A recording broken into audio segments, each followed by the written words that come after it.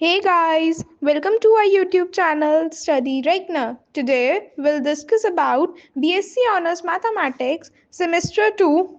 Here is the syllabus. अब हम बात कर रहे हैं differential operators and operator method की। इस टाइप के पेपर में क्वेश्चन आने के चांसेस रहते हैं, ठीक है। एक क्वेश्चन इस टाइप का आ सकता है आपके एग्जामिनेशन में। सो एक बार देख लेंगे ये मेथड के। बहुत सिंपल सा मेथड है, एक ही स्टेप है जो आपको बार बार रिपीट करना है, ठीक है। एक बार ही आप वेरिएबल एक्स के लिए करोगे और एक बार वेरिएबल वाई के लिए करोगे। तो देख लेंगे एक बार। हम मान लेते हैं let x be n n times differentiable function of the independent variable t. We denote the operation of the differentiation with respect to t by the symbol d and we call d as a differential operator. Basically यहाँ पे जो है हम अपना जो function है x उसको हम जो है t के रिस्पेक्ट में डिफ्रेंशिएट करते हैं, ठीक है। और जो हमारा ऑपरेशन है जिसको हम उसके डिफ्रेंशिएशन कर रहे हैं उसको हम किससे डिनोट करते हैं? कैपिटल डी से। और ये कैपिटल डी क्या है? बेसिकली हमारा डिफरेंशियल ऑपरेटर कहते हैं इसको, ठीक है। जैसे अगर आप देखो तो हमने बोला हम अपने x को किसके रिस्पेक्ट में डिफरेंशिएट कर रहे हैं? टी के। तो जब हम x को टी के रिस्पेक्ट में डिफरेंशिएट कर रहे हैं इसका मतलब ये हो गया कि हमने क्या कर दिया? dx upon dt। इस पूरे को हम क्या नाम दे देंगे? कैपिटल डी एक्स, ठीक है। ऐसे ही आप देखो अगर हमारे पास कोई nth डेरिवेटिव तक का आएगा तो हम उसको ऐसे लिख सकते हैं d to the power n x किसके इक्वल आ जाएगा? dx to the power n upon d t to the power n। Sorry यहाँ पे dn हो जाएगा ना, ये होगा, ठीक है, इस तरह से। और अगर हमारे पास कोई इस तरह से आ जाता है लीनियर फॉर्म में, यानी कि अगर d प्लस सी एक्स है, इसका मतलब क्या हो गया? इसका सिंपली मतलब हो गया, आप अगर इसको ब्रैकेट को ओपन करो तो ये क्या आ जाएगा? dx प्लस सी एक्स। और dx क्या होता है? आपको पता है dx अपॉन dt। वही चीज यहाँ पे मेंशन्ड है, ठीक है। ऐसी अगर हमारे पास दो उसके लिए आ जाते जैसे a d to the power n plus b d to the power m x, तो इसको भी खोलोगे तो क्या आ जाएगा? a into d to the power n into x और d to the power n into x को आप क्या लिख सकते हो? इस तरह से। ये हमें पता है, हमने यही लिख दिया और a एज इट इज रहा, प्लस b भी एज इट इज रहेगा into d to the power m x को हम क्या लिख सकते हैं? इस तरह से, क्योंकि अभी हमने ये जनरलाइजेशन सीख लिया है। तो बस हमने लिख दिया d to the power n into x upon d into t to the power m, ठीक है। एक क्वेश्चन देख लेते हैं कि हम इस क्वेश्चन को कैसे सॉल्व करेंगे। हमारे पास यहाँ पे क्वेश्चन है, use the operator method to find the general solution of this equation and this equation. हम क्या करेंगे? अगर आप ध्यान से देखो तो dx अपॉन dt है आपके पास। इस वाले पार्ट को भी हमने समझा कि हम कैसे लिख सकते हैं। अगर मेरे पास देखो dx बाई dt है, इसको मैं क्या कह सकती हूँ? dx। और ये x वाली टर्म है, इसको भी हम क्या कह सकते हैं? ये तो एज इट इज रहेगी ना, और हम इस वाले उससे हम इसको कंबाइन कर सकते हैं। हमारे पास फॉर्म किस टाइप की आ गई? इस वाली फॉर्म की। तो जब हमारे पास इस तरह से एक्सपैंडेड होगा तो हम इसको ऐसे कॉम्पैक्ट कर सकते हैं ना, हम वही कर रहे हैं, ठीक है। देखेंगे एक पार्ट यहाँ पे मेरे पास है 2 into d x upon D T minus 2 d y by D T minus 3x equals to t. एक क्वेश्चन समझ लेंगे, दूसरा क्वेश्चन आप खुद से कर सकते हैं, ठीक है। तो देख लेंगे एक बार। सबसे पहले हम इसको क्या लिख सकते हैं? आप इसको जो है ना हर एक स्टेप को मेंशन करो। इनकेस लगता है आप डायरेक्ट नहीं पहुंच सकते, कोई बात नहीं, एक एक स्टेप मेंशन करोगे, उससे आपकी कोई गलती नहीं होगी, ठीक। तो अब हमने इसको लिख दिया 2dx माइनस 2, ये क्या आ जाएगा? अब ये y के उसमें हो रहा है, y वेरिएबल है तो हम dy लिख सकते हैं, minus 3x equals to T. हम कुछ नहीं कर रहे, हम सिर्फ इसको वेरिएबल्स डी की फॉर्म में लिख रहे हैं। आपने देखा, मैंने यहाँ पे भी लिखा, ठीक है। अब हम क्या करेंगे? जो कॉमन पार्ट आ सकते हैं उसको कॉमन ले लेंगे। जैसे 2d minus 3 into x, 2d minus 3 हम कॉमन, एक्स हमने कॉमन ले लिया और इसको एक ब्रैकेट में ले लिया, यानी कि एक्स वाली टर्म्स को कंबाइन कर दिया, माइनस 2d बाई माइनस, अच्छा, इक्वल्स टू टी हो जाएगा, क्योंकि ये माइनस का 3x तो इधर आ गया है ना। ऐसे ही हमारे पास जो है ये पहली इक्वेशन आ गई। ऐसे हमारे पास दूसरी इक्वेशन है 2dx upon D t plus 2dy upon D t plus 3x plus 8y equals to 2। अब मैं इसको लिख सकती हूँ 2dx plus 2dy plus 3x plus 8y equals to 2। अब ये भी x वाली टर्म, ये भी x वाली टर्म, तो इसको कंबाइन कर सकते हैं, प्लस 2। अब यहाँ से ये y वाली टर्म है, ये भी y वाली, तो ये 2d plus 8 into y equals to 2 हो गया। तो ये सेकेंड इक्वेशन हो गई। अब आप देखो आपके पास एक इक्वेशन 1 आ गई, एक इक्वेशन 2 आ गई। इन दोनों इक्वेशन में से हमें क्या चाहिए, बेसिकली x और y की वैल्यूज। तो दो इक्वेशन को आप किसी भी मेथड से सॉल्व कर सकते हो ना। हम यहाँ पे एलिमिनेशन मेथड लगा रहे हैं। एलिमिनेशन मेथड कैसे लगेगा, आप देखो पहले आपको दोनों वेरिएबल्स चाहिए, x की भी वैल्यू चाहिए, y की भी वैल्यू चाहिए। हम क्या कर रहे हैं, पहले हम निकाल लेते हैं, जैसे मैंने यहाँ पे पहले जो है x की वैल्यू निकाली हुई है, तो हम बेसिकली क्या करते हैं, x की ही वैल्यू निकाल लेते हैं। कैसे निकलेगी देखो, आपके पास इक्वेशन क्या है, 2d minus 3 into x minus 2dy equals to t, और यहाँ से है 2d plus 3x plus 2d plus 8y equals to 2।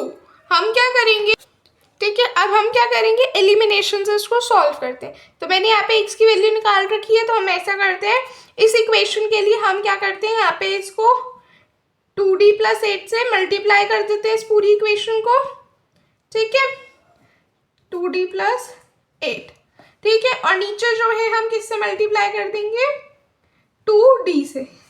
तो यहाँ पे भी 2d से मल्टीप्लाई कर देते हैं पूरी इसमें, तो ये हमने मल्टीप्लाई कर दिया। अब आप देखो ये पार्ट पूरा कैंसिल हो गया y वाला, आपके पास क्या बचा, हमारे पास बचा 2d plus 8 into 2d minus 3x, और बीच में ऑपरेशन क्या लग जाएगा, plus 2d into 2d plus 3x, ठीक, और यहाँ पे आ जाएगा ये 0 हो गया, equals to 2d plus 8 into t plus 2 into 2d, ठीक है। अब देखो आप इसको क्या लिख सकते हो, मैं अभी राइट हैंड साइड की बात कर रही हूँ, ये मेरे पास आ जाएगा 2dt plus 8t plus 2 into, ये 2d का क्या मतलब है, derivative of 2 with respect to t। ऐसे ही यहाँ पे ये t जो है ना, इसका मतलब भी सेम है कि डेरिवेटिव ऑफ t करना है विद रिस्पेक्ट टू t, ठीक है, क्योंकि आपने अभी ये वाली बात समझी ना कि ये dx को हम क्या लिख सकते हैं, dx अपॉन dt, तो यहाँ पे भी ये d को ही डिनोट कर रहे हैं, तो dt हो गया, वेरिएबल चेंज हो गया, ठीक है। तो ये आ जाएगा आपके पास 2 प्लस 8t, क्योंकि डेरिवेटिव ऑफ 2 इज 0, तो ये पूरी पार्ट 0 हो गया, ये 2 प्लस 8t बचा।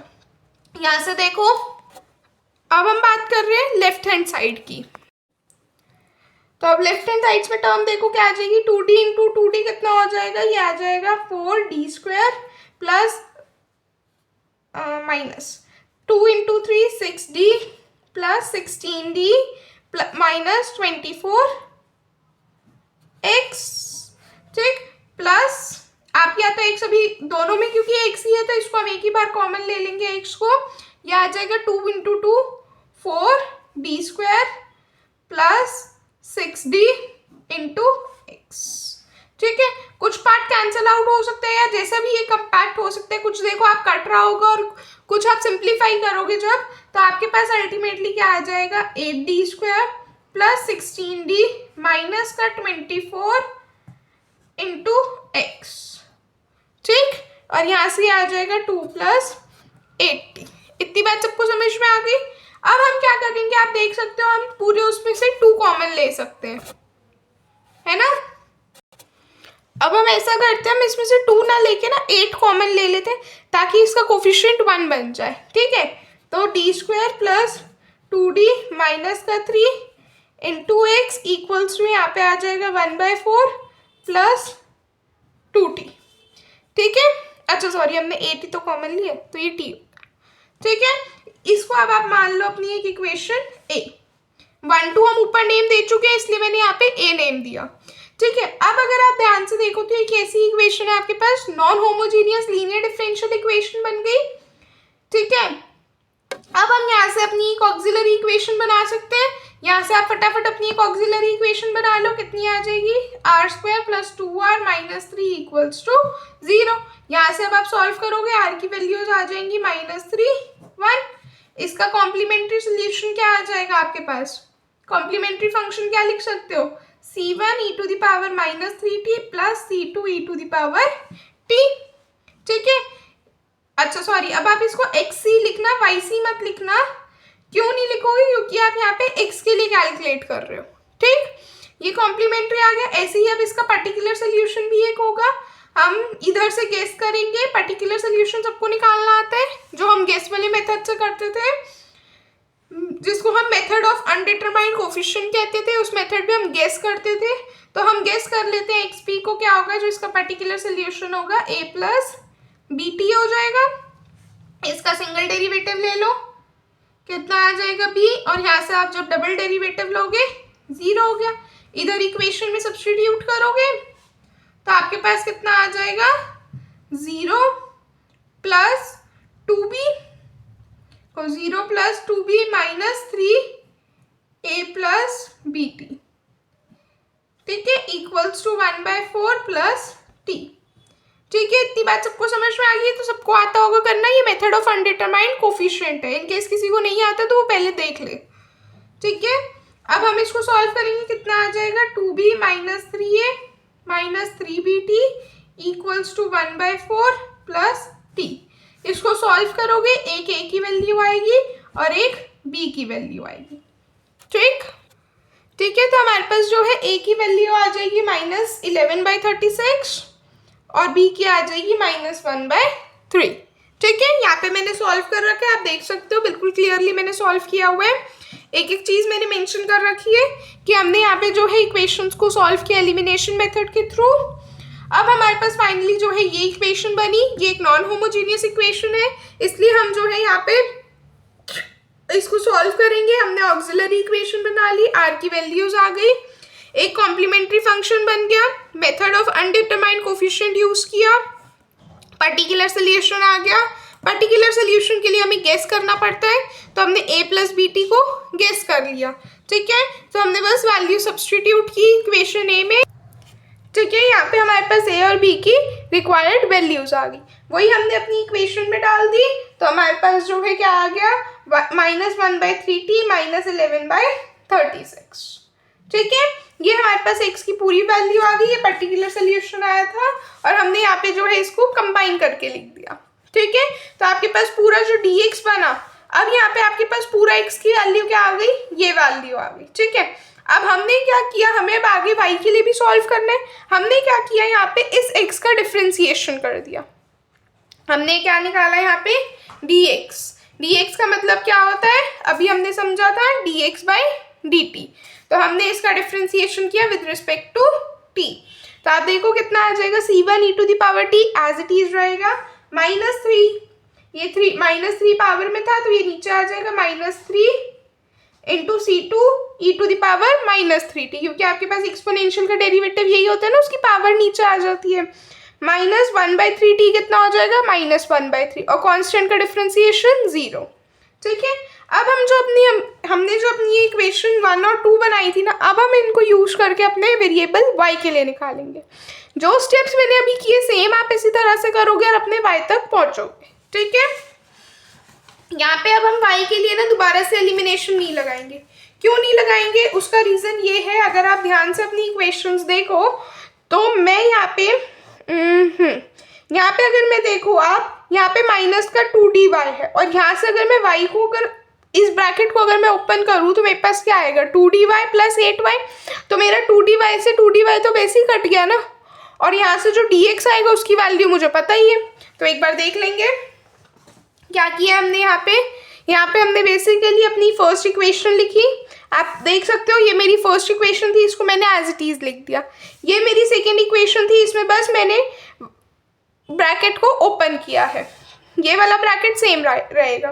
तो इसको जब आप खोलोगे कितना आ जाएगा, 2dy plus 8y equals to 2। अब 2dy से 2dy कैंसिल हो गया, ये क्या आ गया, इस ब्रैकेट को अगर आप सॉल्व करोगे, इनको ऐड करोगे, कितना आ जाएगा, 4d -3 से +3 कैंसिल, तो ये 4dx प्लस 8y किसके इक्वल आ गया, t प्लस 2 के। ठीक, अब dx की वैल्यू आपने ऊपर निकाली ना, अब हमने ऊपर क्यों निकाली थी वो बात सबको समझ में आ गई, ताकि हम यहाँ पे सब्स्टिट्यूट कर सकें। ठीक है, अब हमने यहाँ पे सिंपली वैल्यू सब्स्टिट्यूट कर दी, plus 8y equals to t plus 2। अब इस ब्रैकेट के अंदर 4 की मल्टीप्लीकेशन कर दी, पूरा पार्ट ये आ गया। इन केस कुछ कॉमन लेके आप सॉल्व कर सकते हो, फाइन, नहीं कर सकते तो भी ठीक है। यहाँ से अब हमारे पास y की वैल्यू कितनी आ जाएगी, ये वाला पार्ट पूरा उधर चला जाएगा, 8y यहाँ रह जाएगा।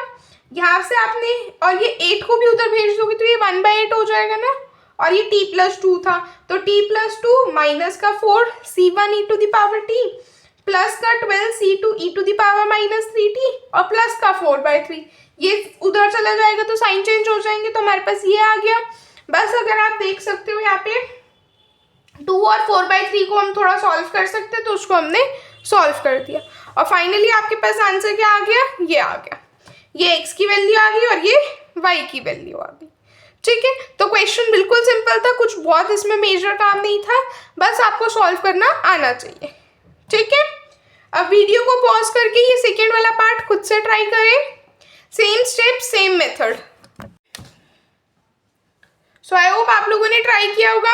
आइए डिस्कस कर लेते हैं। इसको अब हम क्या लिख सकते हैं, ये आ जाएगा, मैं डायरेक्टली लिख सकती हूँ इसको dx और यहाँ से ये माइनस का 2x है तो मैं इसको d माइनस 2 इंटू एक्स लिख सकती हूँ। ये dy हो गया माइनस का 4y, तो d माइनस 4 इंटू वाई किसकी इक्वल आ गया, e to the power t।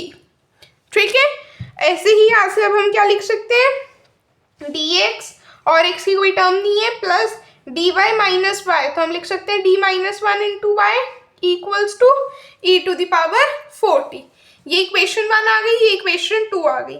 Elimination method से आप दोनों इक्वेशंस को सॉल्व कर लोगे। ठीक है, यहाँ पे मैंने सॉल्व कर रखा है इक्वेशन 1 एंड 2 को, तो मैंने यहाँ से बेसिकली जो है x की वैल्यू निकाल ली। मेरे पास कितना आ गया, d plus 2 x equals to 0। अब हम इससे ऑक्सिलरी इक्वेशन बना सकते हैं, simply r plus 2 equals to 0 हो जाएगा। r की वैल्यू कितनी आ गई, माइनस 2, तो ये इसका मेरे पास x की वैल्यू क्या आ गई, c1 e to the power minus 2t। अब यहाँ पे जो है ये होमोजीनियस इक्वेशन है, तो अब हम इसका सिंपली डिफ्रेंसिएशन ले लेते हैं ताकि हमें आगे काम आए। तो हम इसके लिए एक पर्टिकुलर सोल्यूशन निकालने की जरूरत नहीं है क्योंकि ये होमोजीनियस इक्वेशन है। ठीक है, तो अब हमारे पास यहाँ से इसका डिफ्रेंसिएशन कितना आ गया, minus 2 c1 e to the power minus 2t। अब इस dx की वैल्यू का हम आगे यूज करेंगे। अगेन हमने अब फर्स्ट एंड सेकेंड इक्वेशन से क्या किया, d की वैल्यू अंदर y को अंदर मल्टीप्लाई कर दिया सेकेंड इक्वेशन में। ठीक है, और फर्स्ट इक्वेशन में भी हम मल्टीप्लाई कर देंगे ताकि हमारा ये कैंसिल आउट हो जाए।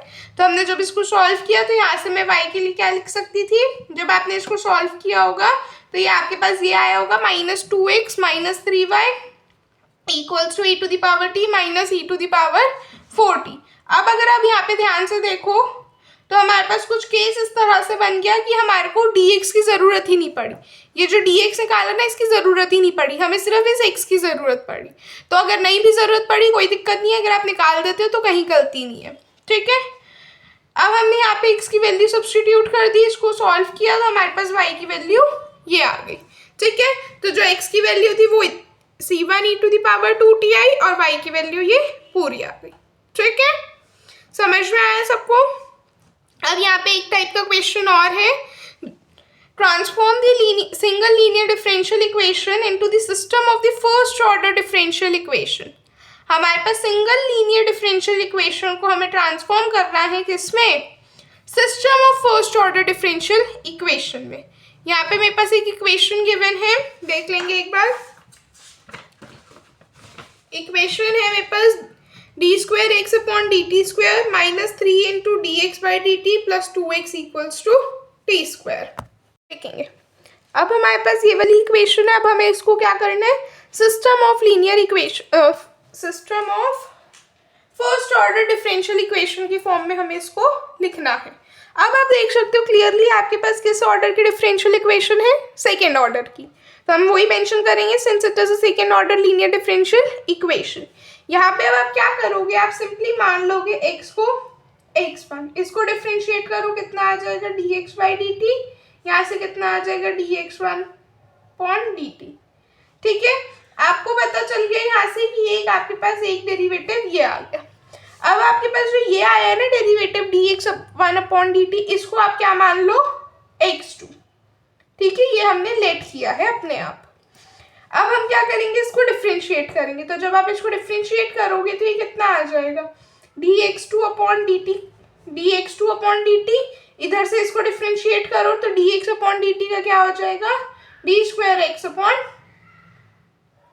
dt square. ठीक है, ये आ जाएगा आपके पास इसका डिफ्रेंशिएशन। अब हम क्या कह सकते हैं, अब हम इसको जो है 1 में सब्स्टिट्यूट कर देते हैं। कैसे करेंगे, देखो आपके पास ये यहाँ से ये आपके पास जो है इसकी वैल्यू आपको पता चल गई कितनी है, D square x upon D T square की D x square upon D T. तो ये आ जाएगा D x square upon D T minus 3। D x by D T की वैल्यू क्या है, ये वाली नहीं डालोगे, D x one upon D T नहीं डालोगे, अब हम क्या डालेंगे, एक्स स्क्वायर।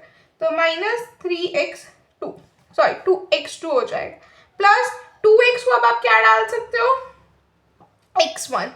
x नहीं रखोगे उसको x1 लिखोगे, और t स्क्वायर को अब हम क्या लिख सकते हैं, t स्क्वायर। तो अगर आप ध्यान से देखो पूरी इक्वेशन आपके पास x1, x2 और t की फॉर्म्स में होगी, कहीं पे भी मेरे पास x नहीं दिख रहा अब। ठीक है, सो ये आपका जो है हमें जो है सिस्टम्स बताने थे, तो आपके पास एक सिस्टम ये वाला बन गया और दूसरा सिस्टम ये वाला। ठीक है, आपके पास ये 2 सिस्टम्स आ गए, यहाँ पे मैंने मेंशन कर रखा है, आप देख सकते हैं। ठीक है, इस टाइप का पेपर में बिल्कुल भी एक्सपेक्टेड नहीं होता, बट इन केस अगर ये आ जाता है 2-2.5 नंबर का तो आपको आना चाहिए। ठीक है, वीडियो को पॉज करके सेकेंड वाला पार्ट खुद से ट्राई करें। सेम चीज़ है, सेम पार्ट सेम तरीके से होगा, सेम मेथड, बस वहाँ पे जो था हमारे पास सेकेंड ऑर्डर डिफरेंशियल इक्वेशन थी, यहाँ पे हमारे पास जो है थर्ड ऑर्डर डिफरेंशियल इक्वेशन है।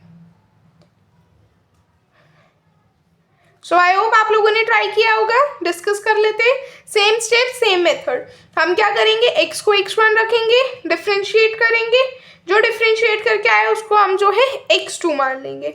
इसको अब हम दोबारा से डिफरेंशिएट करेंगे तो जो आंसर आएगा अब हम उसको x3 मान लेंगे। इसको x3 क्यों मान रहे हैं, क्योंकि अब हमारे पास थर्ड ऑर्डर डिफरेंशियल इक्वेशन है, तो जितने ऑर्डर की होगी उतने ही आपके पास पेयर्स आएंगे। ठीक है, तो अब आप देख सकते हो क्लियरली आपके पास एक पेयर क्या बन गया, d x upon D t equals to x square, sorry एक ये बन गया ना d x one upon D t equals to x square, एक बन गया आपके पास ये वाला pair d x square upon D t equals to x cube, और एक पेयर क्या बन जाएगा, जो इनकी वैल्यूज को आप इस इक्वेशन में डालोगे, यानी कि ये वाला ही, ये आपके पास थर्ड सिस्टम बन जाएगा। ठीक है, बहुत सिंपल सी क्वेश्चन है, ये हो सकता है कि 2.5 नंबर में आए, अदरवाइज इसके आने के कोई इतने खास चांसेस नहीं है, बट इन केस अगर ये आता है तो ये अच्छा मार्क्स स्कोरिंग वाला टॉपिक है, तो आप इसको अच्छे से कर ले प्रिपेयर। ठीक है, आई होप आपको आज का लेक्चर पसंद आया होगा। स्टिल किसी को कोई डाउट है तो आप कमेंट सेक्शन में पूछ सकते हैं। नेक्स्ट टॉपिक के लिए बने रहे, तब तक के लिए चैनल को लाइक करें,